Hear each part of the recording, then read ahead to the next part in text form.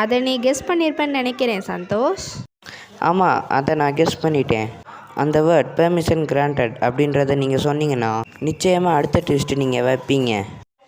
ஆமாம், நீ ஸ்கூல் போய் தான் ஆகணும். ஸ்கூல் டேஸில் ஸ்கூல் தான் போகணும். லீவ் டேஸில் நீ எங்கேனாலும் போய்க்கோ. அப்புறம் அவனோட ஜேர்னி ஸ்டார்ட் டுடே.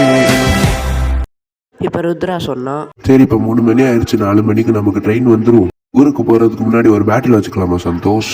நிச்சயமாக வச்சுக்கலாம். இங்கே ரயில்வே ஸ்டேஷனுக்கிட்ட ஒரு பேட்டில் ஃபீல்டு இருக்குது, அங்கே போவோம். அந்த பேட்டில் ஃபீல்டுக்குள்ளே அவங்க போயிட்டாங்க. சந்தோஷ் காக்கை கொண்டு வந்திருக்கான். ஃபுல் எனர்ஜியோட காக் வெளியே வந்து நிற்கிது.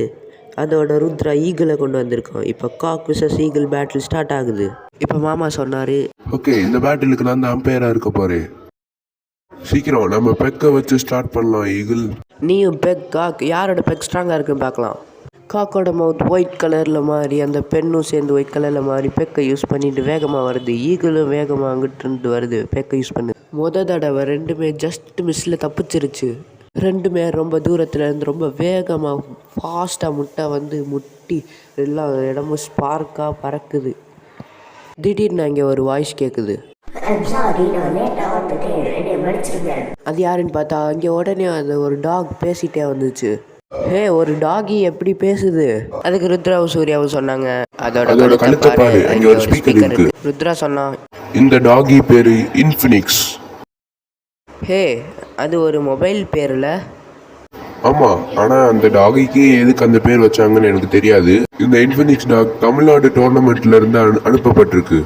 நம்ம மேட்சுக்கு அம்பையர் இந்த இன்ஃபினிக்ஸ் டாக் தான். ஓ அப்படியா? Okay okay.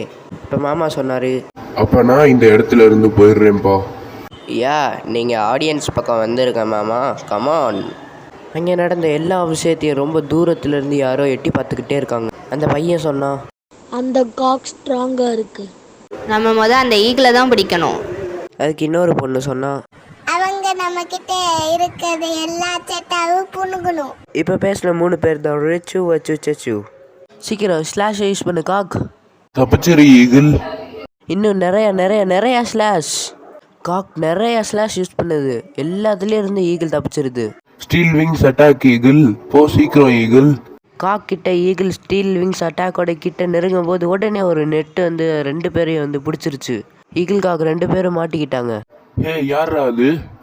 உடனே அங்கே ரிச்சு வச்சு சச்சு ஜெட் பேக்கில் இறங்குறாங்க. நீ என்ன கேட்ட?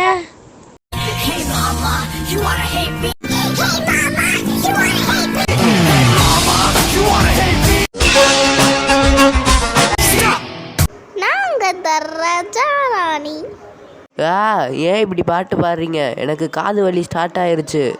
ஏய், அந்த கடைசி பேசின பொண்ணு இருக்காளே, உனக்கு பேச தெரியுமா தெரியாதா? இல்லை, உனக்கு நிச்சயமா தெரியாது.